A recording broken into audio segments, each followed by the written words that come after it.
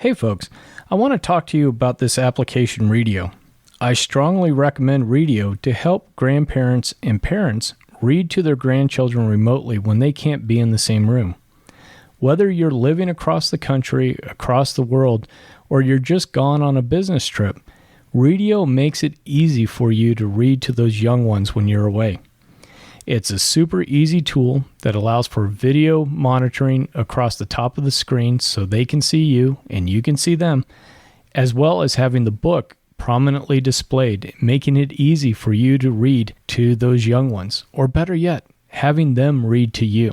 What I want you guys to do is go to cool-grandpa.us, look for the affiliate link for Readeo, click on that link, and sign up today for your free trial. Welcome into the Cool Grandpa Podcast. I'm excited that you're joining myself and Richard Eyre today to sit down and talk about grandfathers and the role of grandfathers. Now, Richard wrote a book a couple of years ago called Being a Proactive Grandfather. This is a great book, and we dive in and talk about this to some extent, as well as just our general impressions of what this role of grandfather is all about. Now, Richard and his wife, Linda, have been talking about parenting and values parenting around the world since 1980. They've been on Dr. Phil, they've been on Oprah, and they've spoken to a number of different associations, Fortune 100 companies, and have been really sharing this message about values and parenting with other people for a long time now. And it's great to get that background and then bring that forward into this grandparent role. So you're going to be sure to enjoy this podcast. Please go to my website and check on the show notes. I've got links to Richard's website. I've got links to the books that Richard and I are talking about. And it'll be a great resource for you or for the grandfather that you know in your life. So without further ado, let's jump into the conversation.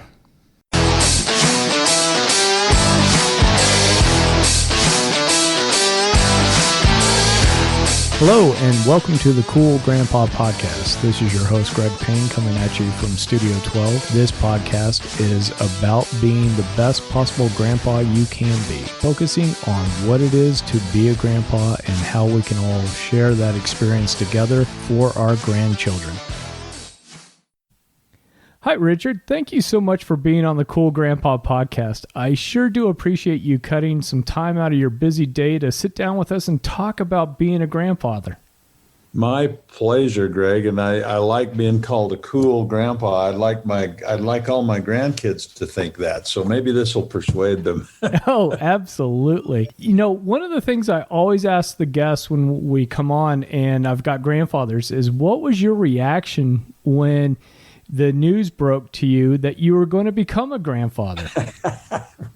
Now you're testing my memory, Greg, because that goes back a long time. I've got a 23-year-old grandson, but I actually do remember we were on a trip. We were in Europe, and I got a phone call from my daughter saying, "Guess what?" And you can go from there what she said. But I remember being kind of giddy for like 24 hours or so. I was like, I hope this is all that I anticipated to be. I hope all the stories about all the good stuff without any of the trouble is going to come true for me, you know? And it was great. But here's the interesting thing. I might as well get it out of the way to start off with. I have 34 grandchildren now, Greg. I don't know if you knew that, but the interesting thing is I can honestly say I've been equally excited when I heard about every one of them. I mean, the first one was novelty, right?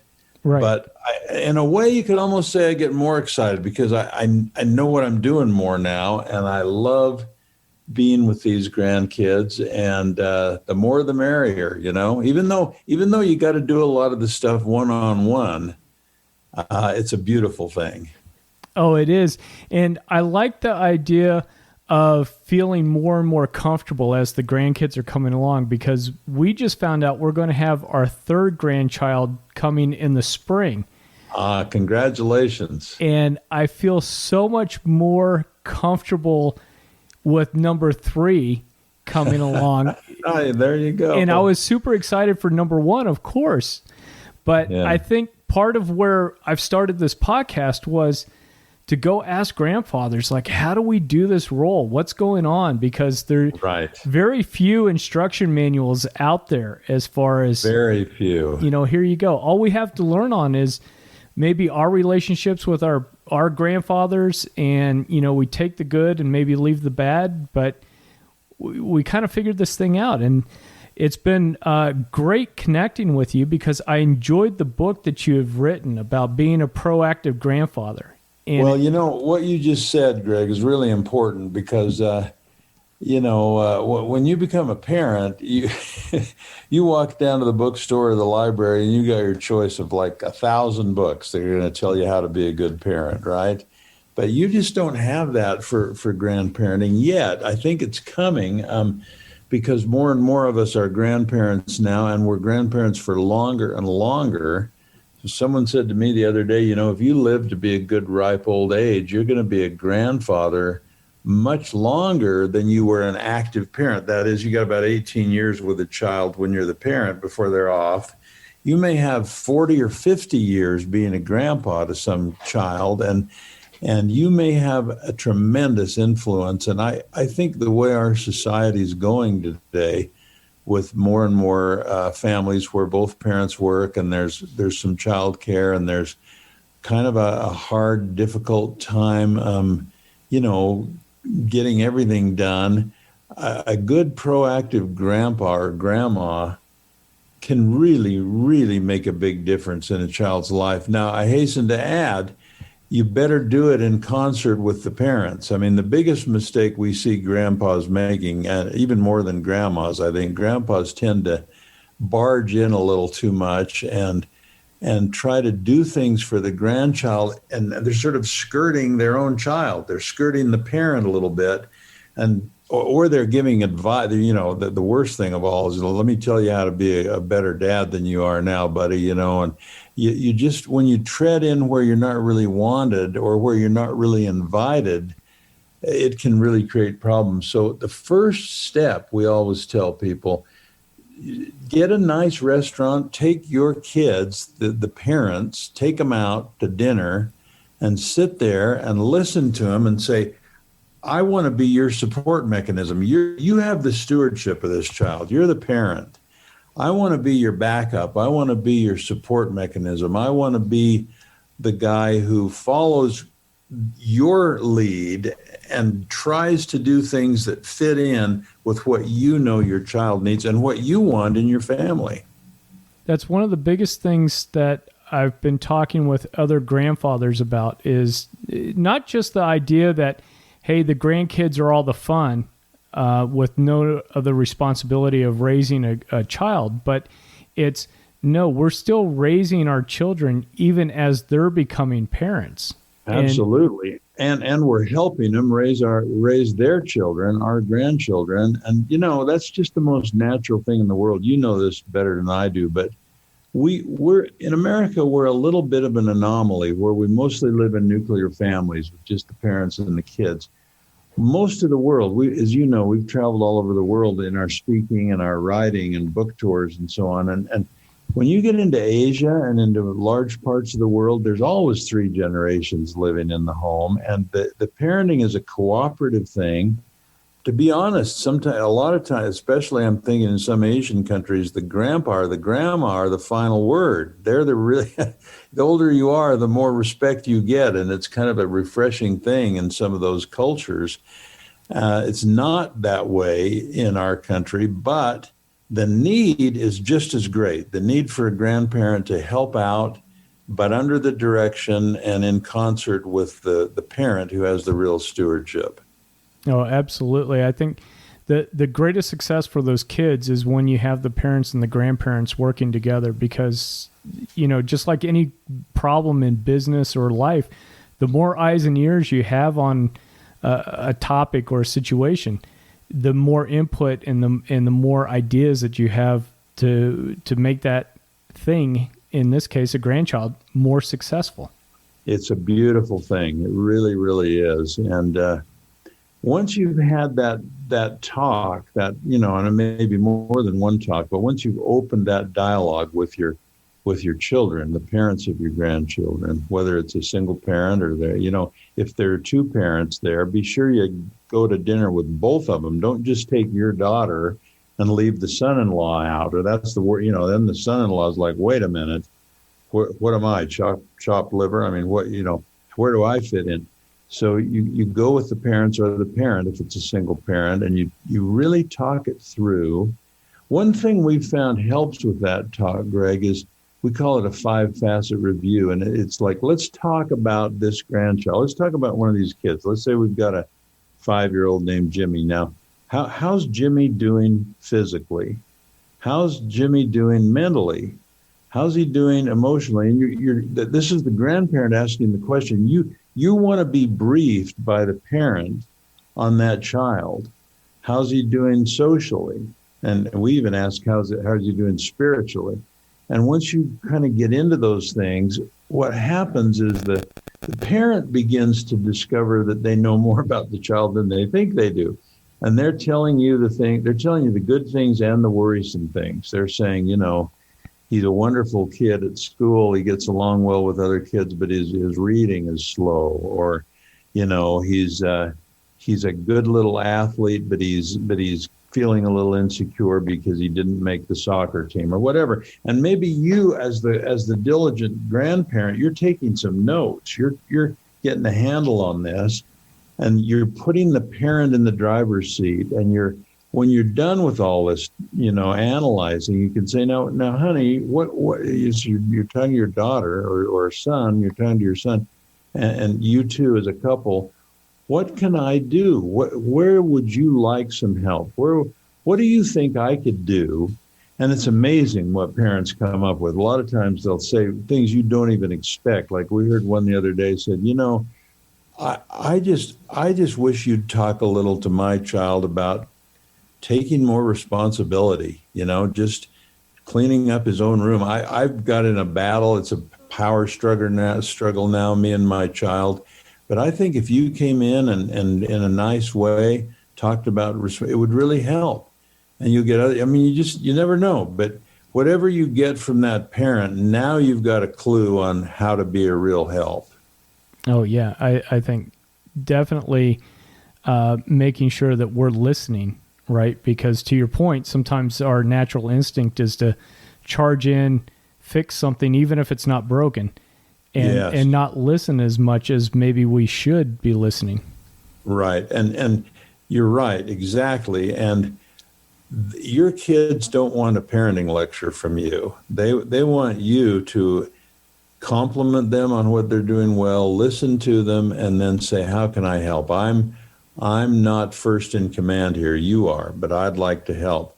Then once you've done that, Greg, you now are in a good place, because one of the things kids often say, or your children will say to you as the grandparent, a lot of times they'll say, well, I don't know, what would you like to do, Dad or Mom? What do you think and that's wonderful when they ask that. Then now you can give your opinion without offending anyone, And when I tell grandparents, when someone asks you that, just say, well, one thing I'd like to do is travel with them a little bit. Would that be okay with you if I become kind of a world opener to them? If I take them to a couple places, and I'd love that's how I'll get to know them better.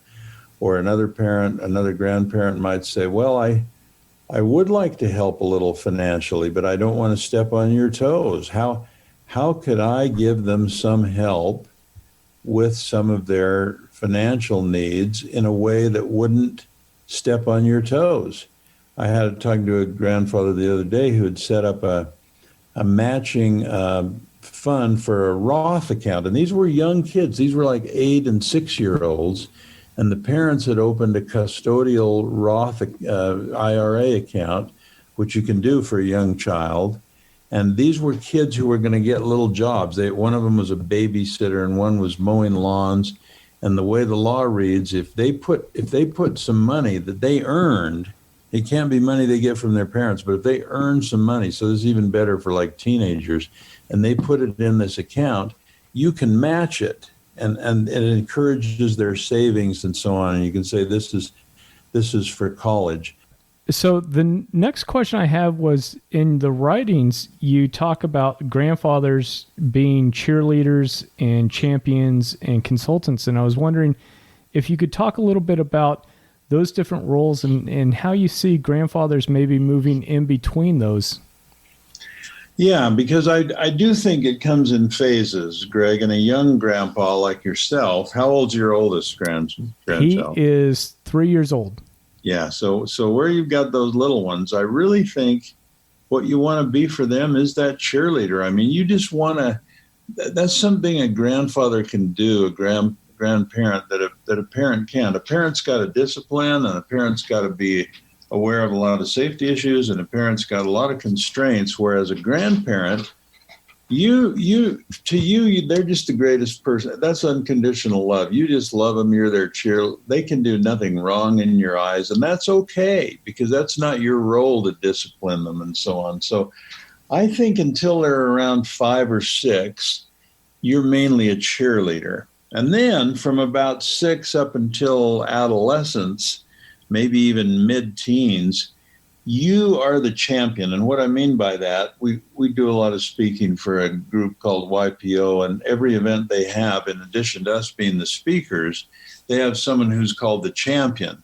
And what that means is he takes care of the details, and he's our advocate. He's the one who sort of looks out for us, asks us what we're going to need. Anything he can do for us, he's there. And I think we call them middle-aged grandkids from about 6 to maybe 15 or 16. You're their champion. You just want to serve them any way you can. You want to ask them a lot of questions. You know, the greatest, funnest thing to do with a grandchild who's in that age group, especially like an 8 or 9 or 10-year-old, where they're so bright, but they're not yet cynical or sarcastic or anything. It's just so fun to go out with them one-on-one and have a notebook and say, honey, I want to know more about you. I got some questions for you. What's your favorite color? I mean, what do you like? What's your favorite food? What do you like to do most? You just, anything that comes to mind, and you're taking notes and you're just finding out more and more. And the underlying question is always, anything I can help you with, I'm here for you. And they start realizing that you're not lecturing them, you're asking them questions. You want to know everything about them. And that's what I call being a champion. And then when they're in their upper teens, especially if you've been their champion for all these years and they know you're on their side no matter what, now you want to say, I really want to be your consultant. What's a consultant? Well, a consultant is interested in helping someone achieve their goals. What are your goals for college, honey? Or where do you want to, you're going to be a junior next year in high school. What do you want to accomplish? The more I know about what you want, the more I can help you. And a consultant is someone who thinks about the other person and tries to give good advice, but only when it's asked for. And I want you to know that you can always ask me for advice. And if you have a problem, you can always come to me. I may talk it over with your parent, but I'm here for you no matter what. So cheerleader, champion, consultant, in that order. And I think, too, if a grandfather's looking ahead and they're wanting that role of consultant, you have to be intentional about being that cheerleader and that champion first, because otherwise, if you come in and start talking to a 17-year-old that you hardly have a relationship with. Oh, that's so true. Then he thinks of you as just another old person that's trying to tell him what to do, and your advice is not welcome. But you're so right. If you have played that role, and I don't mean if you're a grandfather listening in and you've got a 10-year-old, it doesn't mean it's too late, but you still have to go through the same sequence, right? Even if it's a 10-year-old or a 12-year-old, you don't just start off by being, even if it's a 16-year-old, you've got no relationship. You still need to go through those steps. First be a cheerleader, then be a champion, then be a consultant. Right. And I don't want grandfathers that live distant from their grandchildren to think that, oh, because I don't live in the same neighborhood or the same town, I can't do these things, right? Because we're talking about taking the grandchildren out for an ice cream or a dinner or having some one-on-one time. There are many tools that we have available to us now for distant grandparents to be active and to have time. Absolutely.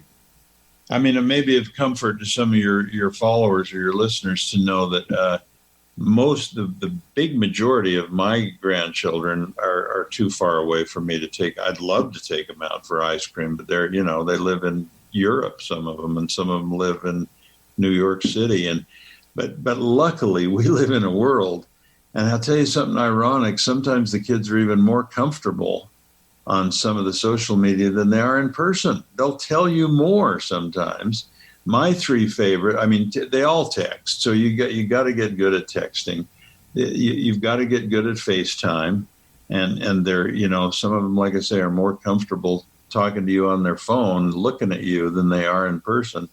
And we love Marco Polo. It's a platform where the kid doesn't have to be there right then, but you go on, you tell him some stuff, you ask him some questions. He gets around to looking at it and he gives you some answers, and you're back and forth all the time, but you're not in real time. So those are my three favorites. But you're right. Not living close to them is not a problem. One of the things, too, that I enjoy about being in this role is being able to know that, and you talked about it earlier, having so much time now, because that's one of the things that even when I'm remembering my grandfather who came out of the Depression, was World War II vet, it seemed like that generation before us was through a tougher life and also lower life expectancy. To your point, I've got 30-something years, provided, creek doesn't rise, I don't get hit by a bus, all those types of things. Right. To get in and play with this role. And it's a marvelous thing that I think we can look forward to, but we have to be intentional about it. That's the key word. I would say if you're looking for two words to model your grandparent after, one is intentional and the other one's deliberate. In other words, you've got a plan, but the plan has been fashioned with the parents and you're working on it. That's what I mean that's why I named my book, the being, think of the word being a proactive grandfather. This is not about theory. This is about being. And this is not about, being passive or this is about being proactive and figuring out what you can do for that grandchild. And it's again,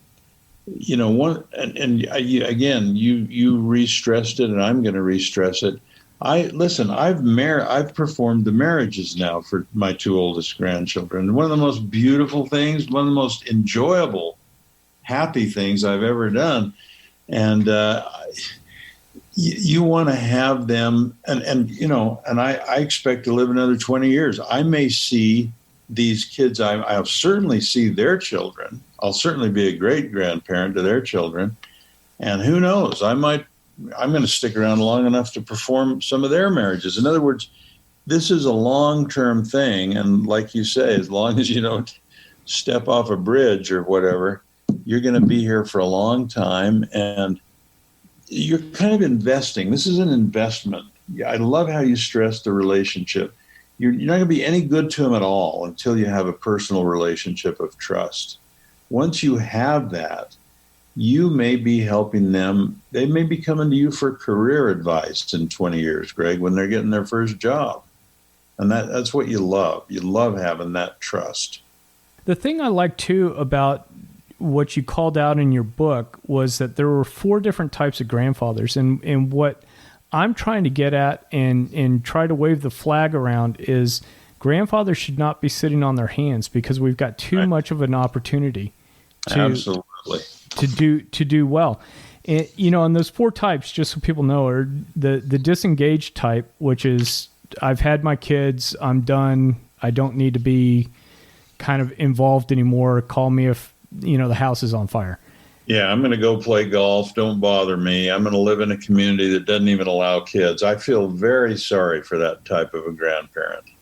Yeah, and the other one is the limited, right? And then you've got supportive and proactive. And the proactive one, the reason I'm passionate about trying to make sure that men understand this role of grandfather and being proactive is because I've had conversations with people when they're asking me, well, what's the point of the podcast? What are you trying to do?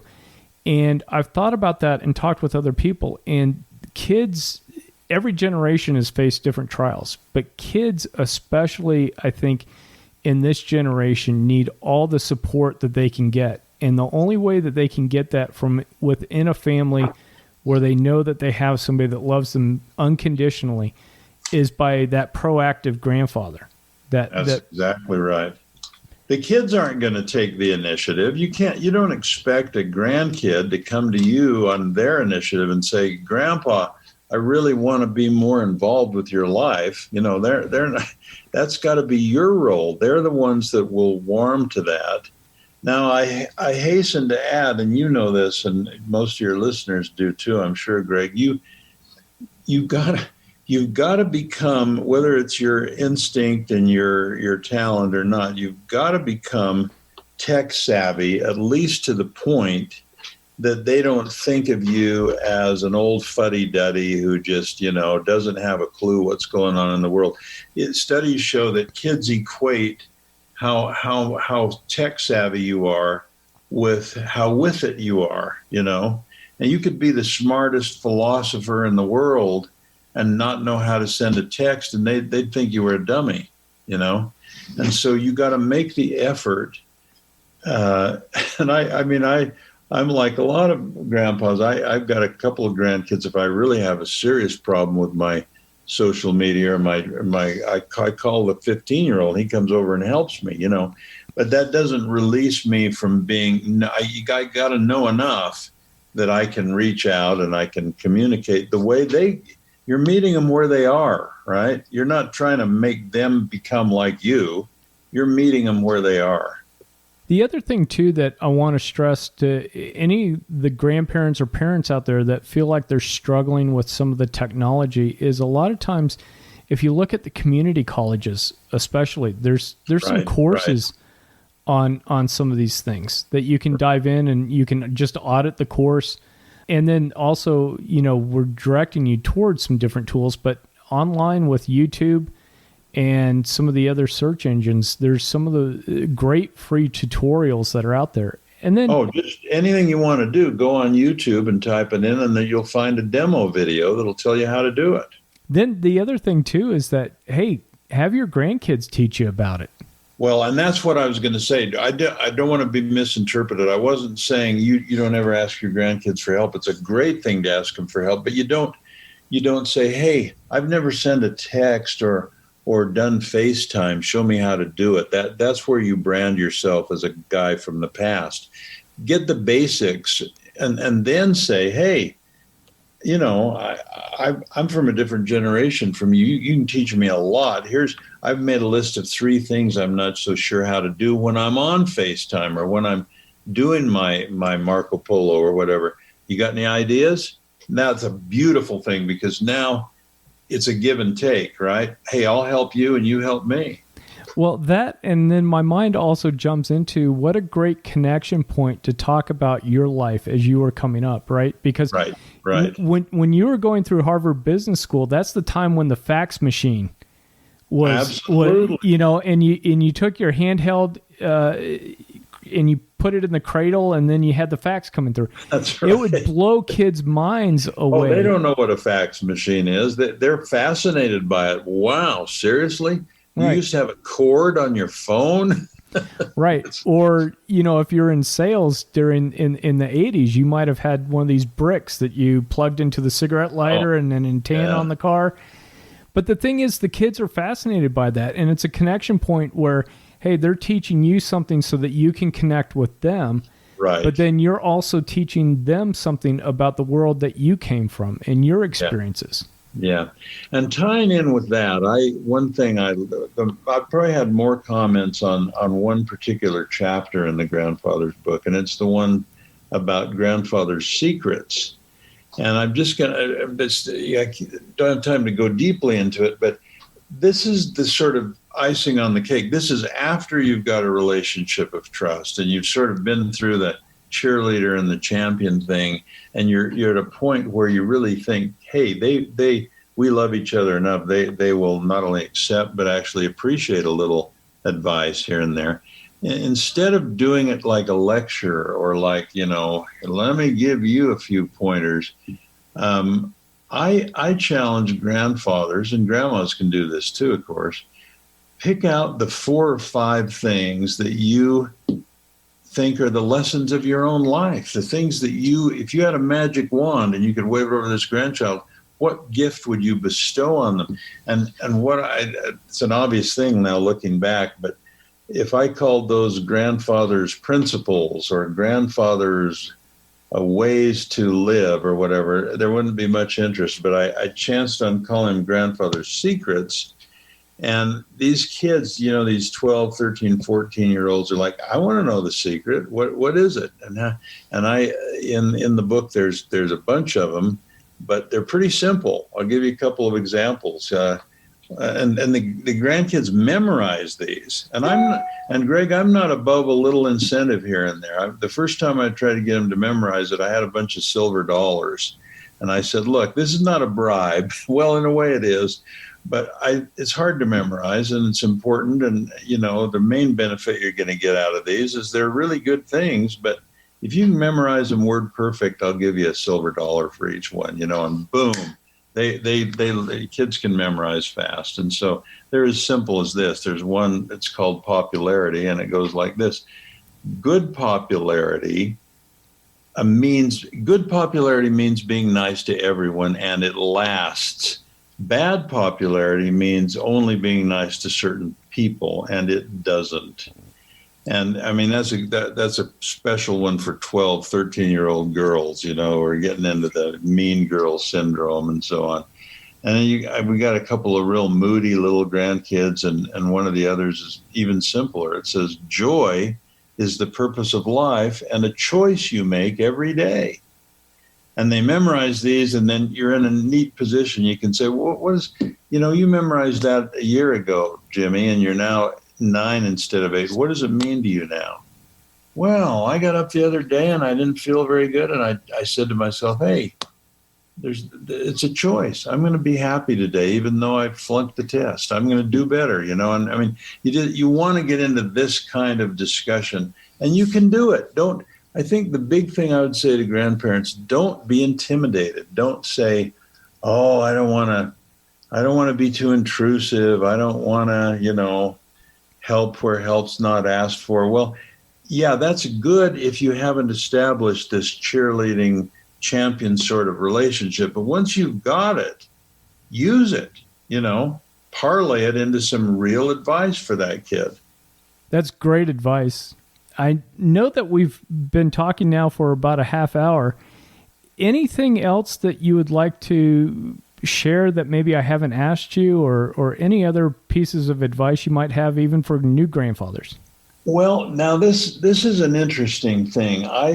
One of the problems, you hit it on the nail right in the first of the show, Greg. There's not much literature out there on we happen to write a column for a magazine called Grand, Grand. It's the only national magazine I know that's for grandparents. So my point is, it's not easy to find good ideas, but you can look for them. And what you can also do, and I don't know how this will strike some people. I have a grandparents group, Linda and I do. We meet with a bunch of other grandparents. We talk about several things.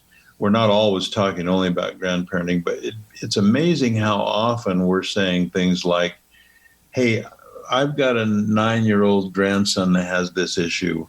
Any ideas, any advice? There's nothing like brainstorming with other people who are in a similar situation as you are now. That shouldn't surprise us. I mean, there's parenting groups all over the country. People get together, commiserate, talk about, sometimes even help each other with their kids.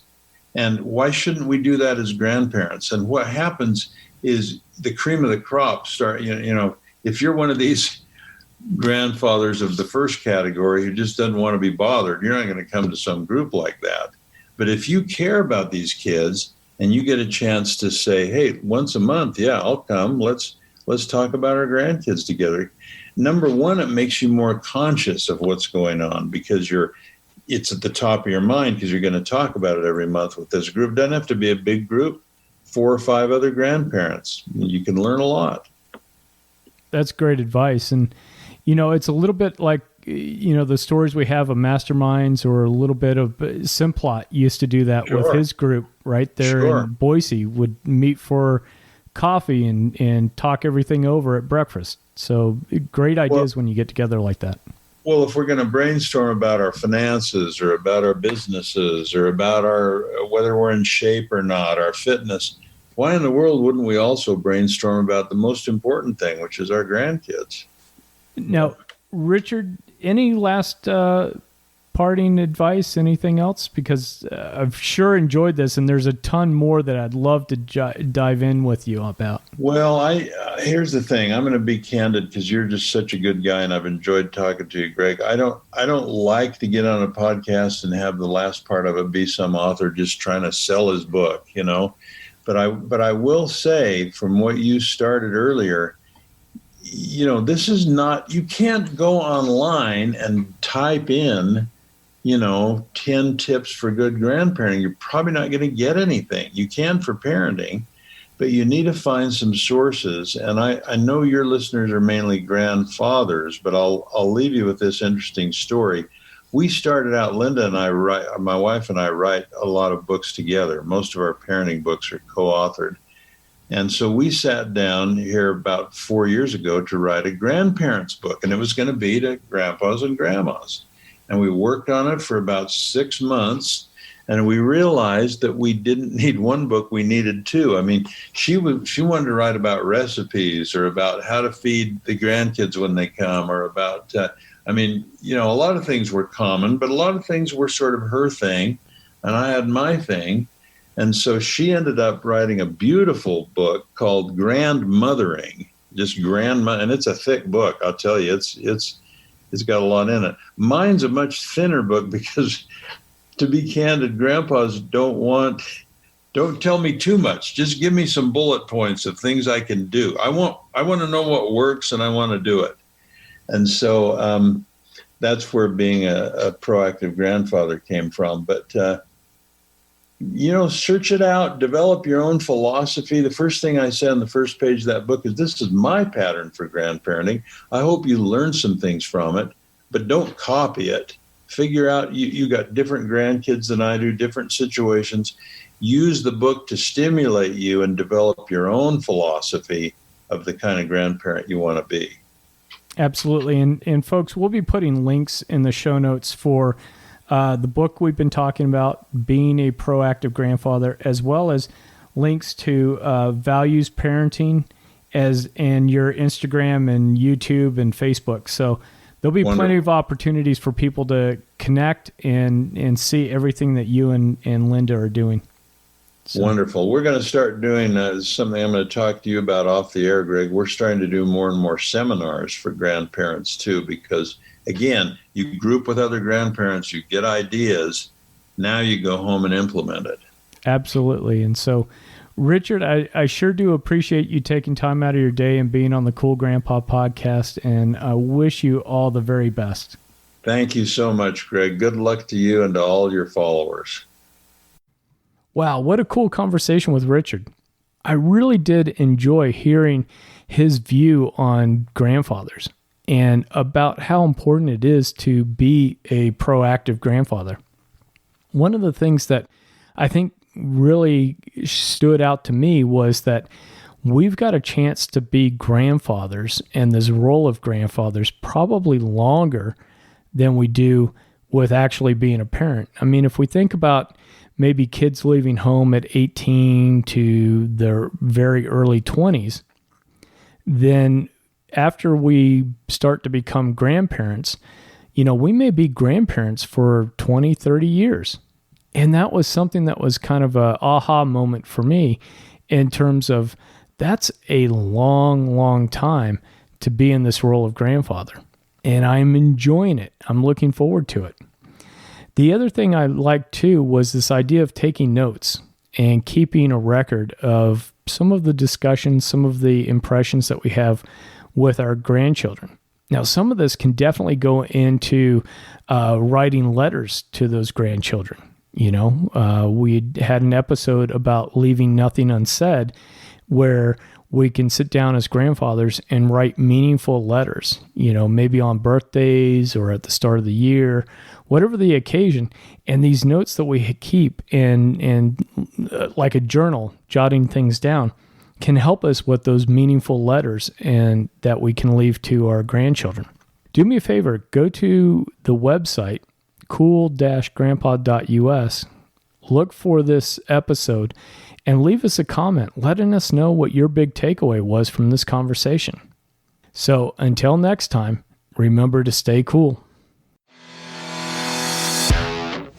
Thank you for listening to the Cool Grandpa Podcast. If you've enjoyed this episode, please do me a favor and share it with a friend. That's the best way you can help us to expand our community, as well as get the news out about how valuable grandpas are in the lives of those kids. If you'd like to leave me a comment or shoot me a potential topic for this podcast, please go to www.cool-grandpa.us. Look for the comments tab, fill it out, hit submit. It's as easy as that. Until next time, remember to stay cool.